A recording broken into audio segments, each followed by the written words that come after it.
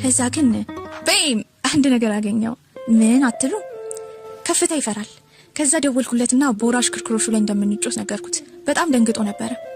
ከዛ እዛ ሄደን ያሉትን እሽክርክሮሾች እንዳለ ተጫወትን። እንደ ሴት እየጮኸ ነበር። እኔ ሙሉ ሰዓት ስስቅ ነበር። እንደወረድንም ሲያስመልሰው ነበር። ታዲያ እኔ የታችሁ እኮ በዛ ላበቀው እግሬን አመመኝ አልኩትና እንዲያዝለኝ አደረኩት። እዛ ጋር ወሰደኝ እያልኩኝ ጭንቅላቱ እስኪፈነዳ ድረስ አጨናነኩት። ከዛም በኋላ ራበኝ፣ ቺፕስ ግዛልኝ አልኩት። ቺፕስ ገዛልኝ።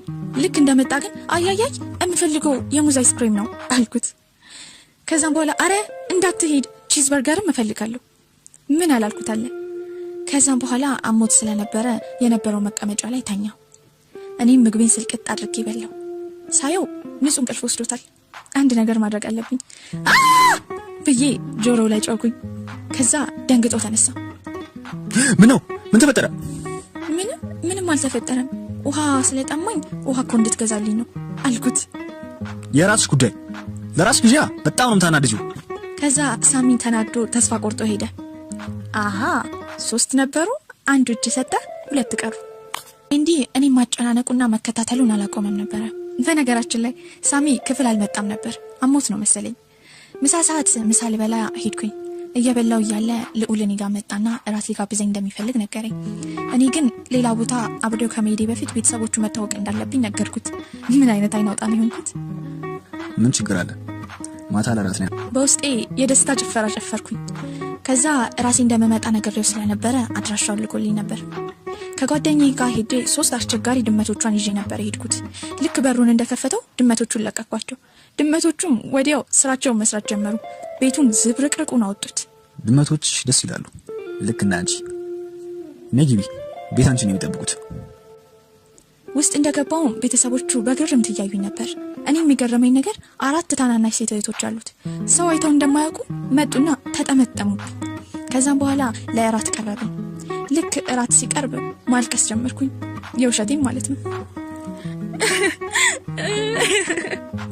ምን ነው? ወይኔ እኔ እኮ ዶሮዎች ያሳዝኑኛል። ምን ነው ቬጂቴሪያን ነሽ እንዴ? አይ እንደዛ ሳይሆን ለዶሮ ብቻ ነው። ዶሮ ከመኪና አደጋ ህይወቴን አትርፎታል። ልዑልም ወዲያው ምግብ እንዲቀየር ተናገረ። መብላት ስንጀምር ቀዥቃዣ ድመቶቼ ምግቡን ድምጥማጡን አጠፉት። እሱ ቤተሰቦች ፊት ላይ ያለውን ድንጋጤ አይወራም። እናትየውም ወዲያው 3ቱንም ድመቶች አቀፈቻቸው። ደነገጥኩኝ። ምንም አይደለም፣ ትንሽ ፍቅር ስላስፈለጋቸው ነው አለች። ከዛ ሌላ ምግብ ቀረበ። ምግቤን በልቼ ስጨርስ እግሬን ጠረጴዛ ላይ ሰቀልኩኝ። በትንሿ ጣቴ ጥርሴ ውስጥ የገቡ ምግቦችን እያወጣው በከባዱ አገሰው። ለሚገርመው ምግባችሁ በጣም አመስጋኝ ነኝ አልኩኝ። ላንቺ ምንም ይገባል። ምን አይነቱ ተዋናይ ነው? ይሄስ ኦስካር ይገባዋል። ከራት በኋላ እናቱ የልጅነት ፎቶውን አሳየችኝ። በጣም ነበር የሚያምረው። ከእህቶቹ ጋር ሲጫወት እንክብካቤውን ሳይ እንዳሰብኩት አይነት ሰው እንዳልሆነ ገባኝ። ከዛም እየሸኘኝ እያለ ጉድ ማያጣኝ እኔ እደናቀፍና መነጽር ይወድቃል። አንስቶ ሰጠኝ። በጣም ቆንጆ ነሽ። በቃ ውስጥ የተሰማኝ ስሜት እውነት እኔን እያወራኝ ያህል ነበር። በስስት ሲያይኝ ልቤ ልትወጣ ደረሰች። በዓለም ላይ ከኔ በላይ ማንም ቆንጆ እንደሌለ ይሰማኝ ጀመረ። እሱን ጥሎ መሄድ የማይታሰብ ሆነ። በቀጣይ ቀን ኤንዲ በመስኮት መጣ። ምን ልሰራ መጣህ? ነይ እዚህ አቅራቢያ አበደ ዝግጅት አለ። ጭፈራ ምናምን እኮ ለኔ አይሆንም። ሲቀጥል ደግሞ የምለብሰው ልብስ የለኝም። ሌላ ምንም ነገር ሳትይ ነይ። ቀይ የሚያምር ቀሚስ ገዛልኝ። ጸጉሬንም ተሰራው። ሌላ ሴት መሰልኩኝ። ኡፍ በጣም ነው የምታምሪው። የሆነ ማቃት እንጂ መሰልሽ። ማንን መሰልኩህ? ቀጣዩ ፍቅረኛዬ። ኡፍ አንተ ደግሞ። እንደደረስን ሁሉም ሰው ተገርሞ አየኝ። ውስጥ ከገባን በኋላ ኤንዲ ያስጨፍረኝ ጀመረ። የልዑልና የሳሚን አይን መቆጣጠር አቃተኝ። ከዛም ልዑል የሆነች ልጅ ስታስጨፍረው ሳይ በጣም ደም ይፈላ። ተናደድኩኝ። ከዛም ለኤንዲ ይቅርታ መጸዳጃ ቤት ሄጄ ልመለስ አልኩት። ስመለስ ኤንዲ ከሌላ ሴት ጋር እየጨፈረ ነበር። ታዲያ ምን ጠብቄ ነበር? እኔ እኮ ጌም ነኝ። በጣም ስለተበሳጨው ውጭ ወጣው። ስወጣ ሳሚ ተከተለኝ። በጣም ይቅርታ ባለፈው ስለጨኩብሽ። አንቺን የመሰለሽ ቁንጮ እንደዛ ማድረግ አልነበረብኝም። ዋው ከማይረባ ሰው ወዲያው ወደ ሮሚዮ ጨዋታውን ማሸነፍ በጣም ፈልጓል ማለት ነው። በጣም ወድሻለሁ። አብረሽኝ ትሆኛለሽ? ወይኔ ጉዴ! እውነቱን ይሆን እንዴ? ውይ ሳራ ራስሽን ሰብስብይ። ሁሉም ተዋናዮች ናቸው። ከዛ ወዲያው ልዑል መጣና እጄን ጎተተኝ። ምንድነው ችግር? በቃ ድራማውን ተው። ከዚህ በላይ በስሜቷ እንድትጫወት አልፈቅድልህም። ምን? የእውነት ወዳታለሁ እኮ። እንደዛ ከሆነ በሬ ወለደ ማለት ነው። ልክ ሊመታቱ ሲሉ ኤንዲ መጣ። እኔ መሀል ላይ ግራ ተጋብቼ ቆሜያለሁ። አቦ ዞር በሉ፣ እሷ የኔ ናት። ዝም በል እባክህ። እኔ ከደቂቃዎች በፊት እኮ እሺ ልትለኝ ነበር። ምን እሺ ልትለኝ? ጭራሽ እኮ አልወድህም። አንድ ነገር ታውቃላችሁ?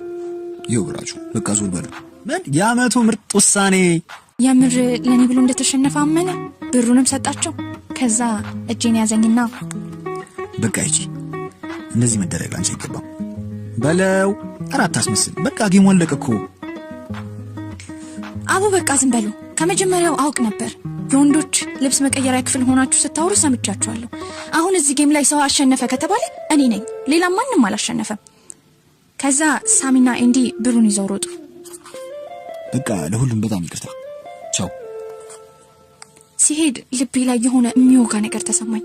ከቀናት በኋላ እነዛ 3 የማይረቡ ከህይወቴ መውጣታቸው ቢያስደስተኝም ግን ይሰማኛል ብዬ ያሰብኩት ስሜት አልተሰማኝም። ደስ ሊለኝ ይገባል ነበር እንዴ? ከዛም በኋላ እናቴ አንድ ቀን 100,000 ብር ልዑል የሚባል ልጅ አካውንታችን ውስጥ እንዳስገባ ነገረችኝ። ትምህርት ቤት በፈልገው ማጣሁት። ለ2 ሳምንት አልመጣም። አንድ ቀን ግን በጣም ከምታምር ልጅ ጋር መጣ። ከትምህርት በኋላ አጥር ስር ሲሳሳሙ አየኋቸው። ጎተትኩትና ስለ ብሩ ጠየቅኩት። እንደማያውቅ ነግሮኝ ሄደ።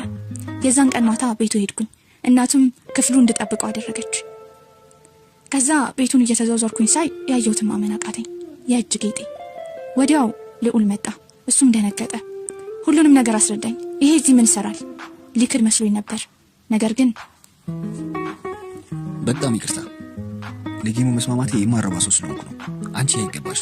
የመጀመሪያ ቀን ያየሁሽ ጊዜ ነበረ ከሎገር ጋር ስትጋጪ ጌጥሽን ይጣልሽው። ያኔ ነው ያገኘሁት። ከዛን ጊዜ ጀምሮ ወድጄሽ ነበር። ከቀድሞ አንቺ ጋር የነበርኩት አንቺን ለመርሳት ነው። ሳራ በጣም ነው የምወድሽ። ይቅርታ አድርጊልኝ። ይቅርታ አድርጌልሃለሁ። እንዲህ በቀላሉ እንዳትሉኝ። ማንገራገር አልፈለግኩማ። በቃ እወድሻለሁ አልኩሽ እኮ። አዎ እኔም እወድሃለሁ። እንደ አንቺ አይነት ሴት እንዴት እንደወደድኩኝ አላውቅም። ይገርማል። ለእሱ አረፈድክ። በላሁና ሳመኝ።